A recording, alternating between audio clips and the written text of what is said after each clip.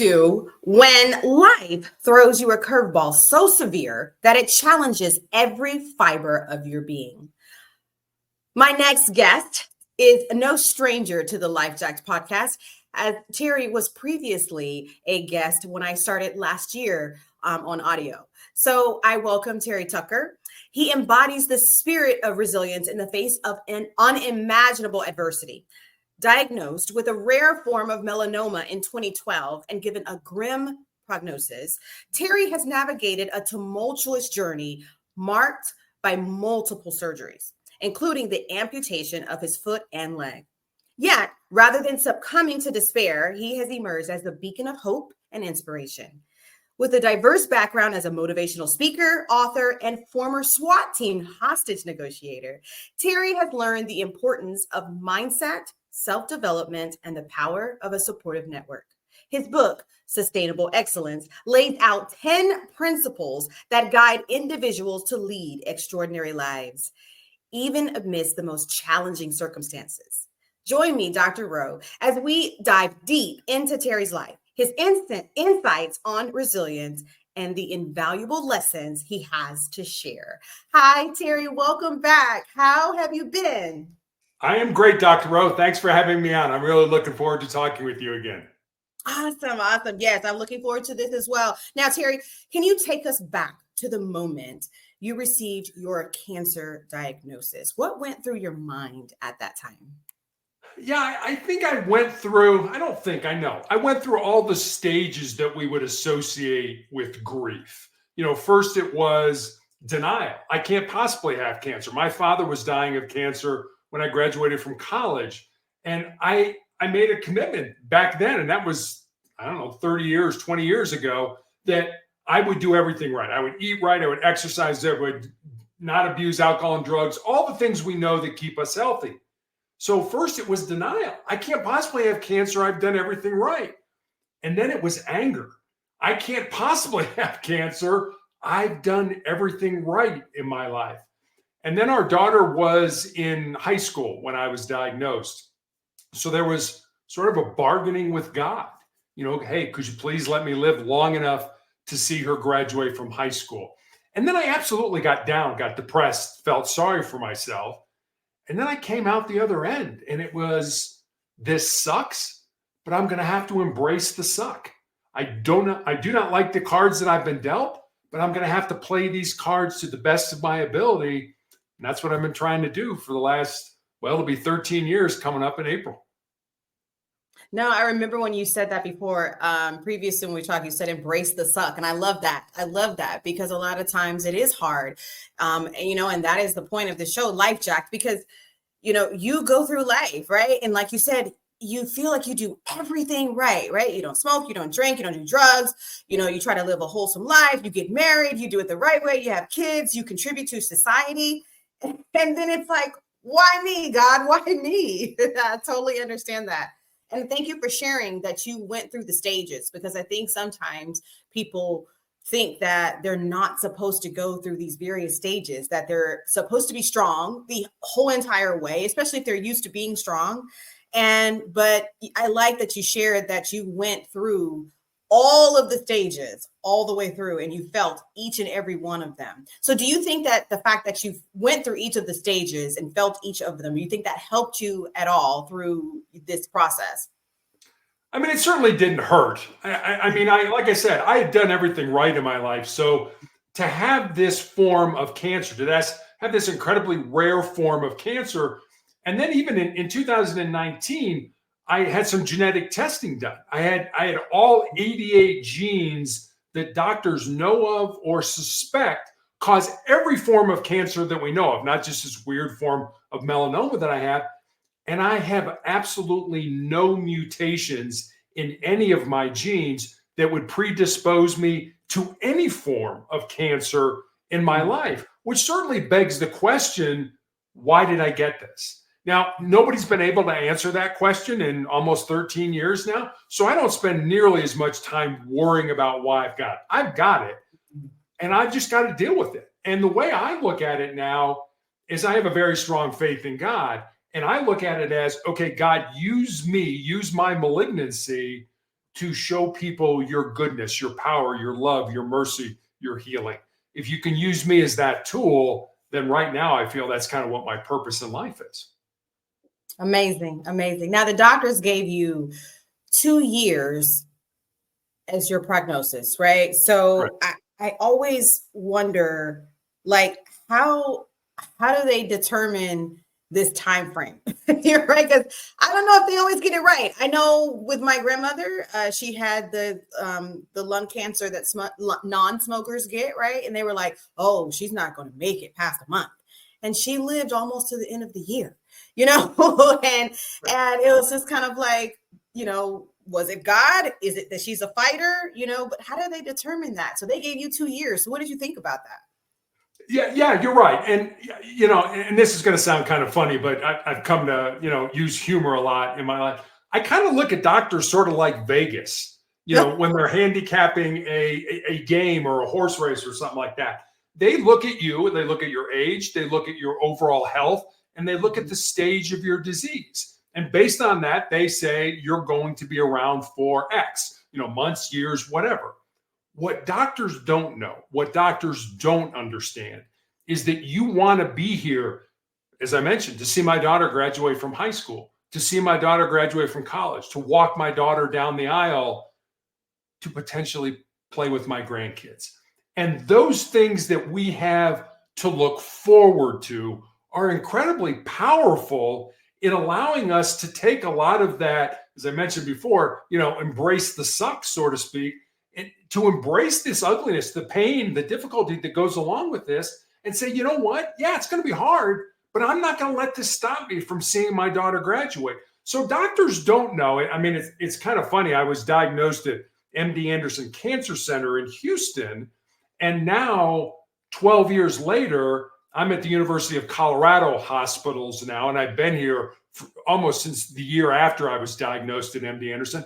And now my original oncologist at MD Anderson is running the melanoma program at the University of Colorado Hospital. And I saw her a couple months ago, and I said to her, you remember almost 12 years ago, almost 13 years now, you told me I was going to be dead in 2 years. And she kind of chuckled and she said, well, sometimes I'm not right. And my response to her was, that's not something you want to hear from your oncologist. So. Right. Absolutely. Now, you endured a long and difficult treatment process with, I think the medicine is called interferon. So what kept you motivated during those tough times? Because I've heard all kinds of stories, you know, about these infusion treatments and these medications that they use. They say sometimes the medication is worse than the actual disease. So talk to, you know, the viewers about that a little bit. Sure. So interferon was a horrible, nasty, debilitating drug for me. I took a weekly injection of the drug, and for 2 to 3 days after that weekly injection, I had terrible flu-like symptoms. And you know, I think about it when initially I thought, you know, my oncologist, I'll take this for about 6 months. I'll be okay. But as my oncologist told me when I started interferon, Terry, this isn't a cure. All we're trying to do is kick the can down the road and buy you more time to hopefully have the medicine, the science catch up with your disease. And so I remember, Dr. Rowe, being so sick of being sick that I prayed to die. I kind of felt there were two camps. There was sort of the living and the not dying. And I was in the not dying camp. I didn't feel I was living at all. Sometimes a good day for me was literally just getting out of bed and making it to the couch. That was, I mean, as horrible as I felt. And like I said, I begged God to die. I'm like, look, just take me out of this. Let my family get on with their life, because what I'm doing isn't living. And obviously God didn't take me out of this. He gave me the strength. He gave me the purpose. He gave me the courage to continue to go on. And I made it almost 5 years on interferon, which was what they were trying to get me to. I made it 4 years and 7 months. But at the end, I ended up in the intensive care unit with a body temperature of 108 degrees because of the toxicity to the medication. Wow. And for people who know, 108 degrees is usually not compatible with being alive. Correct. Wow. I mean, your journey, I mean, it involves significant physical challenges. I mean, not only just you having a high fevers, having the flu-like symptoms, but you ended up having to have your foot and leg amputated. So like, how did you find the strength to face those surgeries, knowing that a piece of you is actually literally going to be taken away? Yeah, I sort of joke that, they're piecemealing me to hell one body part at a time. It's like, hey, here's a foot, here's the leg. Again, humor. I find humor's very important in what I do. It I love wasn't, it. it really wasn't easy. I had my leg amputated above the knee in the middle of the COVID pandemic. And I mean, my doctor had a fight to actually get the ability, because all the surgeries had been shut down unless it was an absolute emergency. But I had a tumor that had grown large enough that it broke my leg. It fractured my tibia. And, my doctor was saying, I've got to take the leg off. And they're saying, well, put it in a cast. It's not going to heal. The tumor is what caused the break. It wasn't like he fell out of a tree or anything like that. So I end up the morning of the surgery, I'm not allowed to have anybody with me. So my wife drops me off at the hospital. There's a nurse there with a wheelchair. My wife's like, what do I do? I said, just go in the parking lot and pray until the doctor calls you. That's all I can recommend. The nurse wheels me back to the pre-op room. And anybody who's ever had surgery, a pre-op room is this, big room with curtains that divide it up into like 20 different smaller rooms, all designed to be preparing different people for different surgeries. And Dr. Rowe, I was the only person in that entire big room. It was me, the nurse, and the anesthesiology resident. And if I didn't have a broken leg, I would have run out of there. I mean, it was literally the scariest thing that I'd ever had happen to me. And my doctor told me, you'll be in the hospital for 10 to 14 days after the surgery to learn how to function without having a leg. And they sent me home after 48 hours. I didn't even have my pain from having the surgery under control at that time. But because of COVID, they were so worried I'd catch the COVID virus. They're like, no, I know you've had your leg cut off. Just get out of here. Go home. And that was a whole trial with my wife and I to figure out how to set up our house so that I didn't have trip hazards and how I could navigate with a wheelchair and a walker and things like that. So it was an incredibly scary time in my life.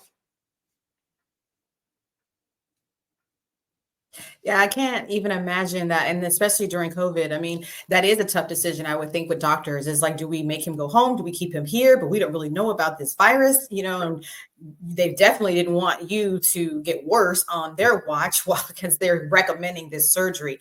Wow. I mean, that's what I'm saying. Life jacked. I mean, you are just going along and then you're going through these things and your life is just basically taken from you, right? Like, you're here, but these things are happening to you almost beyond your control. I mean, I know you can control it. You could say yes or no.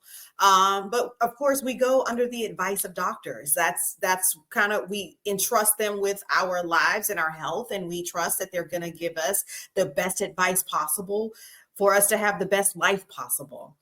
Now, this is something that I love that you have. You have 4 truths.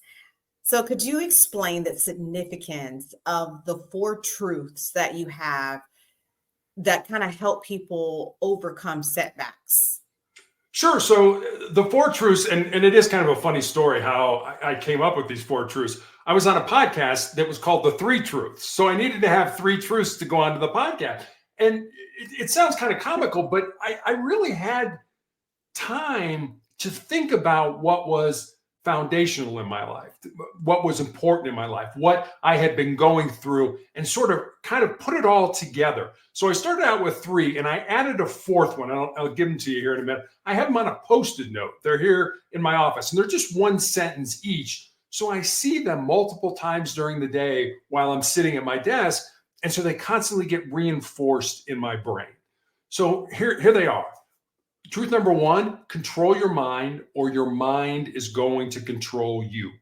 Truth number 2, embrace the pain and the difficulty that we all experience in life and use that pain and difficulty to make you a stronger and more resilient individual. Number 3, and this is the one that I added because I really felt it was so important. I look at number 3 as sort of a legacy type of truth. And it's this: what you leave behind is what you weave in the hearts of other people. And then number 4, I think, is pretty self-explanatory. As long as you don't quit, you can never be defeated. And I refer to these 4 truths sort of as the bedrock of my soul. I think they're just a good place to try to start to build a quality life from. No, that's really, really awesome. Those 4 truths. I mean, all 4 of them, I think, are involved in trying to build resilience because, like I said before, I mean, these things happen to you and it's easy to just be angry, right? And give up and complain. But I like the fact that, like you said before, you embrace what you're feeling. You embrace it because it is a part of it. And you shouldn't feel shame because it is messed up. It sucks. But if you embrace it and then you're able to move on, but you know what? Yeah, but you develop an action plan because you got to move through it and you got to get to the other side. You can't just sit there. And so I love that. I love that. Now,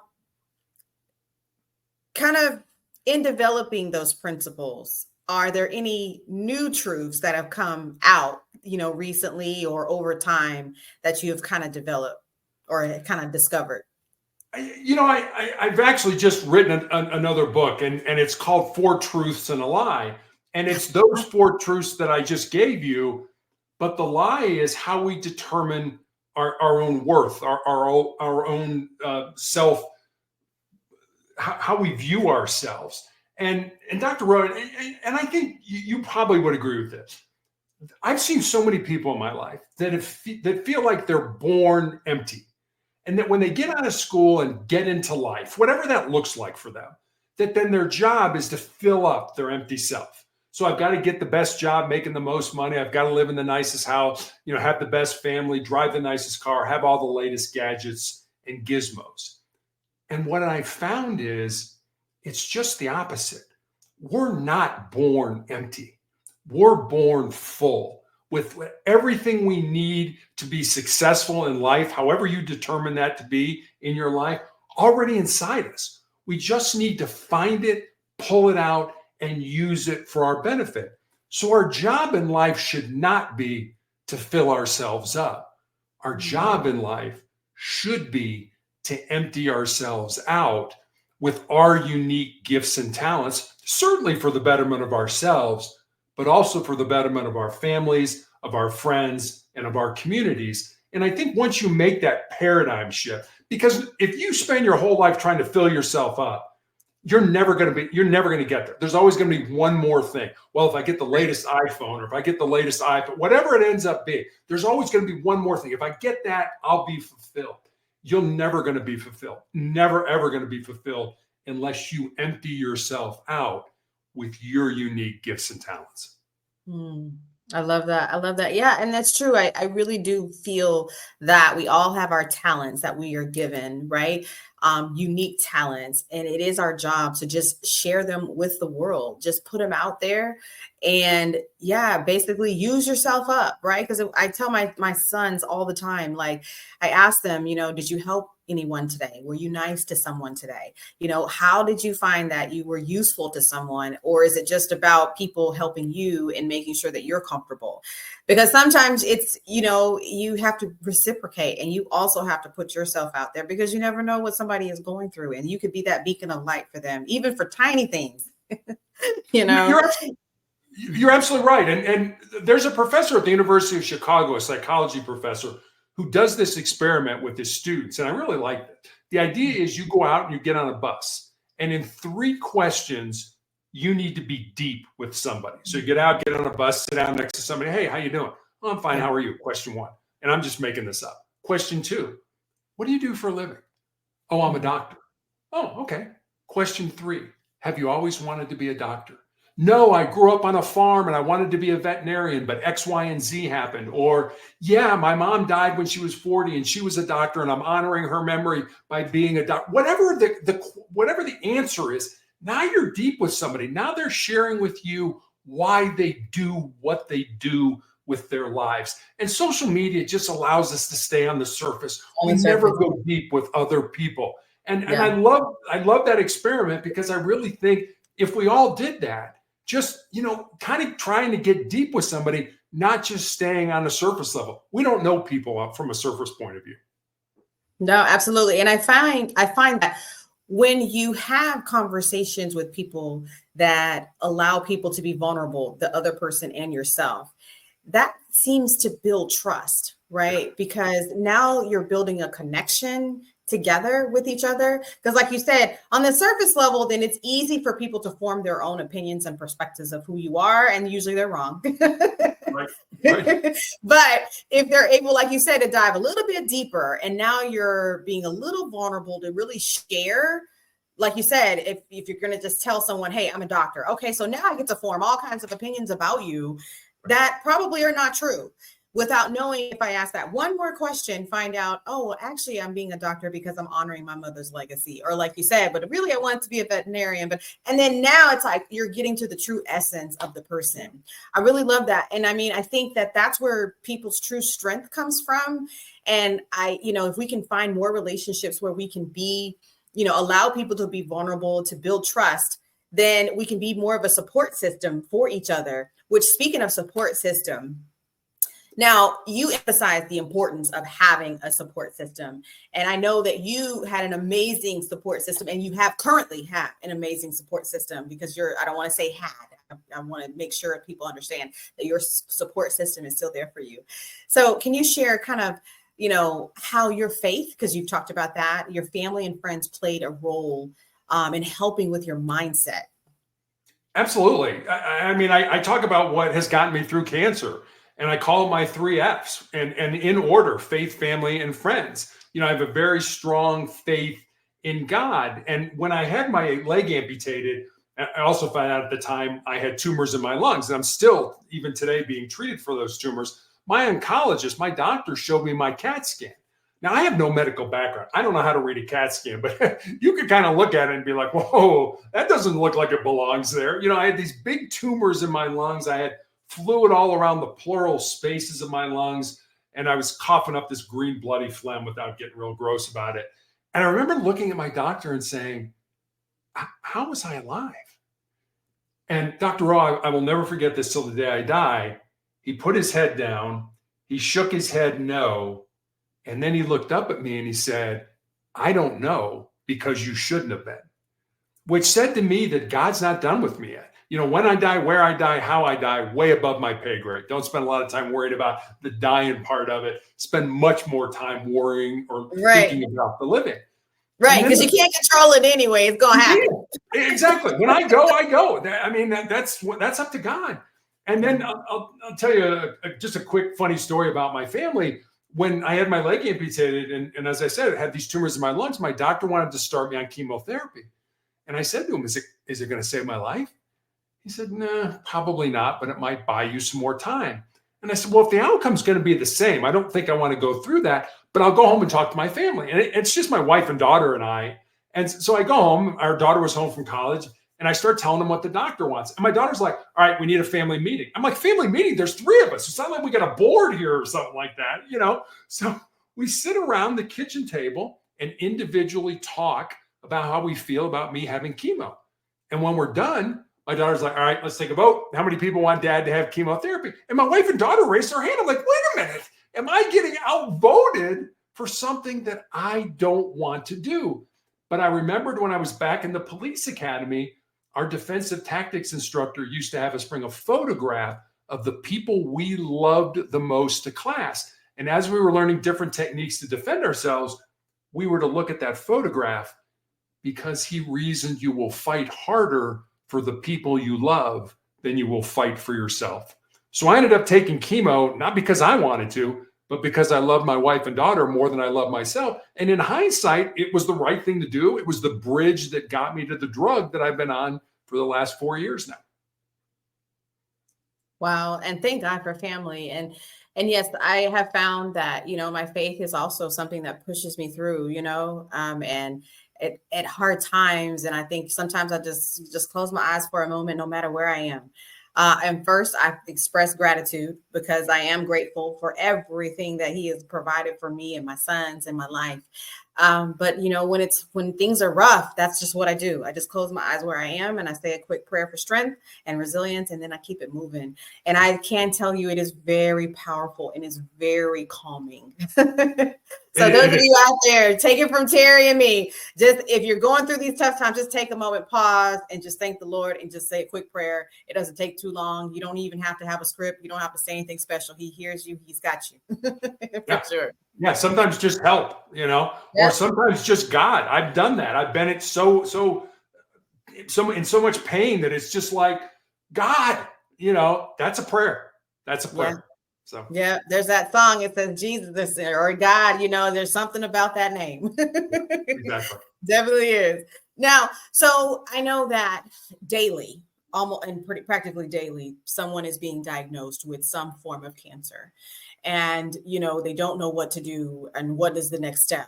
So what advice would you give to someone who is currently facing, some type of life altering challenge, such as being diagnosed with a cancer?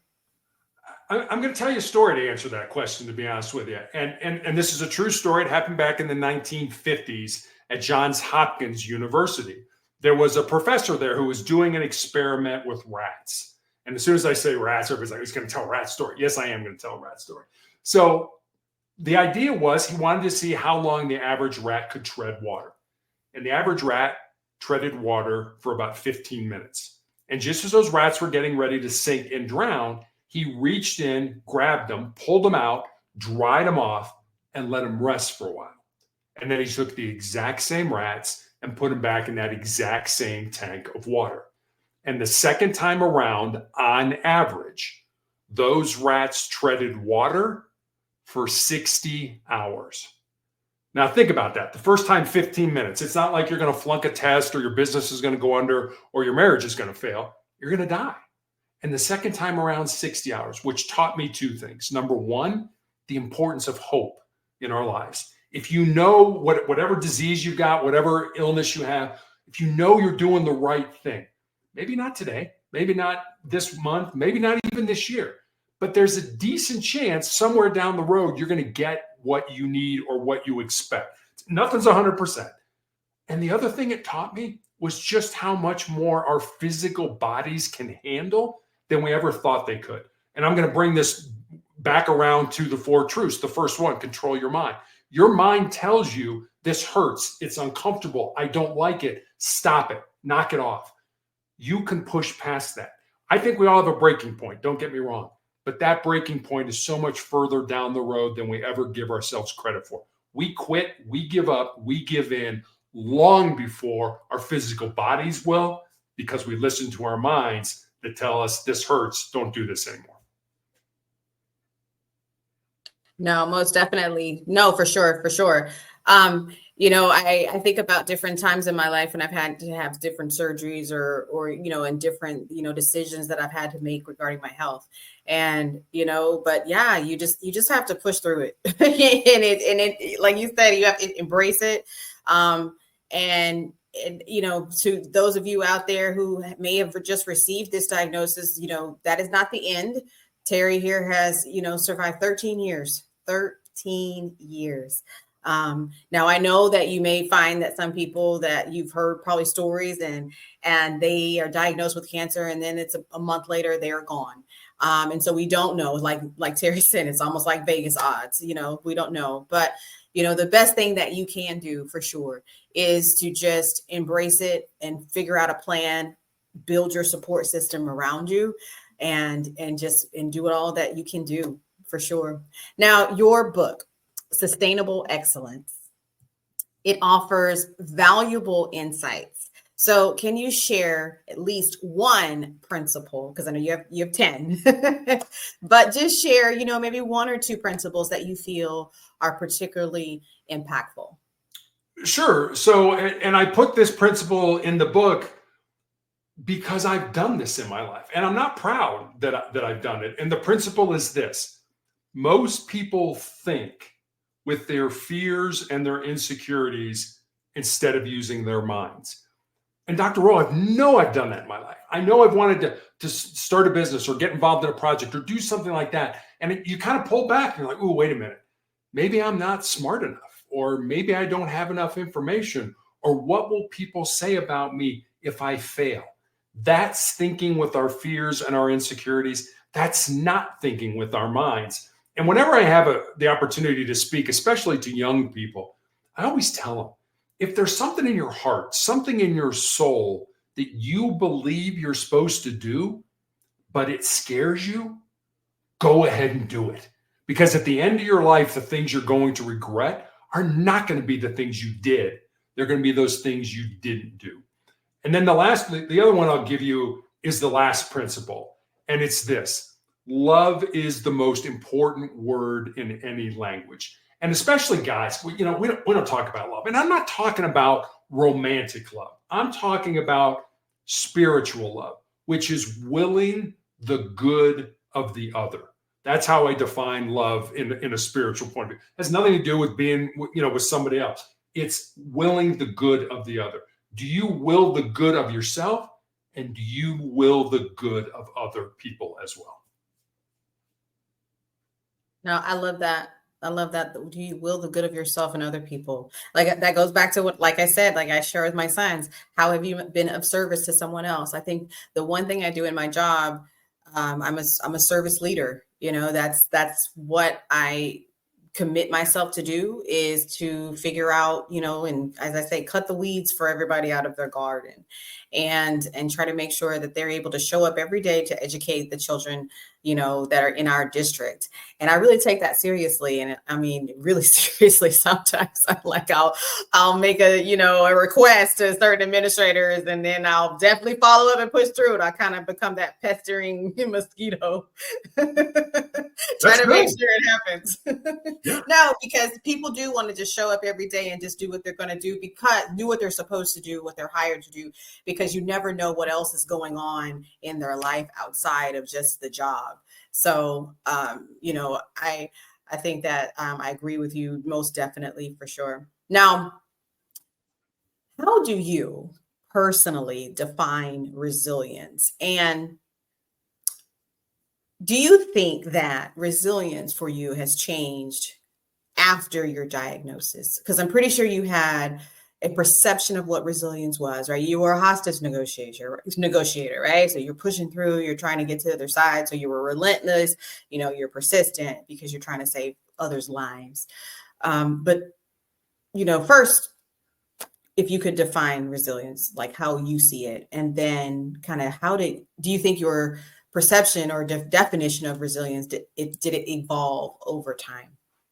I think it has evolved. I guess my definition, what resilience equals toughness, equals the ability to get up every time you've been knocked down. That old saying of, get knocked down 7 times, get up 8. And that's really what resilience was. And I learned this when I was a teenager. I was a very good basketball player. I went to college on a basketball scholarship, but during high school, I had 3 knee surgeries. And I remember when I went back playing basketball after those knee surgeries, my brain, my mind was putting all kinds of negative thoughts into my thinking. And, things like, hey, you're probably a step slower, or college coaches aren't going to be interested in recruiting you. And I remember thinking, wait a minute, I'm still playing at an elite level, and coaches are still reaching out about the possibility of playing for their college or university. I learned then that, the Cleveland Clinic says on any given day, we have about 60 to 70,000 thoughts that pass through our minds. Thoughts are arbitrary. They're neutral. They're not good. They're not bad. They're not anything. Where we get into trouble, and I learned this early, is when we start thinking about those thoughts. We assign them things. We assign them emotions. We assign them, oh, I remember when this happened and this is how I felt and things like that. Now we start getting into trouble with those things. But thoughts in and of themselves are just arbitrary. They're just there. They're not going to do anything. And of those 60 or 70,000 thoughts that pass through our mind, most we don't even pay attention to. They just come in, they go. So I learned early, when I was like 15, 16, the importance of controlling those thoughts. Let me rephrase that. Controlling the thinking I did about those arbitrary thoughts that passed through my mind. But my mind was putting all that negative garbage in there. And I would just take those like, oh yeah, I see that. Okay, now I'm going to make it something positive. We all become what we think. So be very careful how you talk to yourself. We all talk to ourselves, whether we like to admit it or not. Talk to yourself in a good way, not I can't do this, I can't do that. Because eventually you're going to rewire your brain to the point where you're right. You can't, because you've told yourself so many times that you can't. Go the opposite way. I can do this. I can handle this. No matter how bad, no matter how much it hurts, no matter how ugly this gets, I will handle it. No, I love that. There's a quote that I love. It's that whether you think you can or whether you think you can't, either way, you are correct. That is so true. Yeah, and that's why I say this. I told you before we went live. We went on this the recording, and I said, I've got the audio recordings down, and I can interview people, and I'm good to go. But this video thing, but you know what? I have decided also, just like you said, stop saying that, and because I'm doing it. Right. And I just got to do it each guest that I interview on video. I'm going to get better and better and better. And I'm going to believe it. And I'm going to know that it's going to be just as dynamic and impactful as the audio podcast has been. So I just have to keep pushing through. Of course, it's not a major life jacked moment, but it has been a challenge. And so I think that the same principles apply. And I want to make sure that the listeners and the viewers understand that, these principles and some of the things that Terry has shared, it's not just for the big, traumatic events. It also can be for the little tiny moments too, that cause us challenges, that are the little pebbles. I mean, we have the boulders and then we have the pebbles. And sometimes the pebbles are a little bit more annoying and take a little bit more out of us than the boulders do. But, I know that, I'm grateful, for you sharing your journey and sharing your perspective. I know that you have something that you say for people to callous their mind. So what exactly does that mean? Because I'm thinking of calluses on a foot, and sorry to break, because I know that's where you're. No, I like that. That's good. Hey, I'm taking some of your humor there, but I like it. Super. I like it. So how can someone callous their mind? Like, how do you do that to build resilience in your daily life? And I'll give you something I do every single day in my life. So do this every day. Do one thing that scares you, that makes you nervous, that makes you uncomfortable, that is potentially embarrassing. It doesn't have to be a big thing. You just talked about that. But if you do those small things every day, when the big disasters, when those big boulders hit us in life, and they hit all of us, we lose somebody close to us, we unexpectedly get let go from our job, we find out we have a chronic or a terminal illness, you will be so much more resilient to handle those things when they pop up. And so what am I talking about? Like, for example, when I take a shower, at the end of the shower, I always turn it to as cold as it possibly can. And I spend 2 or 3 minutes under that cold. I hate it. It's very uncomfortable, but it also allows me to go to my cancer treatments saying, I've done uncomfortable things. I do uncomfortable things every day. Get up every morning 15 minutes earlier. Get up every morning and make your bed. Get up every morning and eat a good breakfast. I don't really want to do whatever you say to yourself. I don't really want to do that. Do that. Do that thing, because it's uncomfortable and it'll make you more resilient. Well, we're alike in that way. I just now started doing that at the end of my shower as well, is turning it to cold, because I understand that it actually helps with your skin and the youth. There you go. We're doing it for the same I'm reason. still getting old, so it's not helping me on that regard. But I've been doing it, just turning it down to as cold as I can stand it. So supposedly that's supposed to help, and it's supposed to help with, toning up your body. So, hey, I don't know. Super. I like that. Well, looking ahead, what are your hopes for the future, both personally and in terms of your advocacy work that you've been doing? I honestly, it's for me, it's about connections. One of my nurses who cares for me when I get my cancer treatment used to be a former hospice nurse. And for those of your audience who don't know about hospice, it's people who take care of others at the end of their life. And she gave me this book to read. And the book was called Imagine Heaven.